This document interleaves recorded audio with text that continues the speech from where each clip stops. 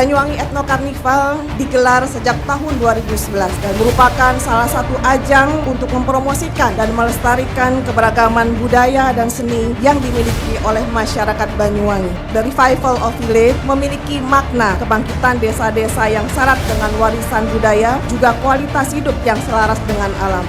Maka kami berharap pada kesempatan yang berbahagia ini, mari kita tunjukkan betapa kaya dan indahnya warisan budaya yang kita miliki. Selamat menikmati Banyuwangi Ethno Carnival tahun 2024 dan selamat datang di Kabupaten Banyuwangi, the sunrise of Java.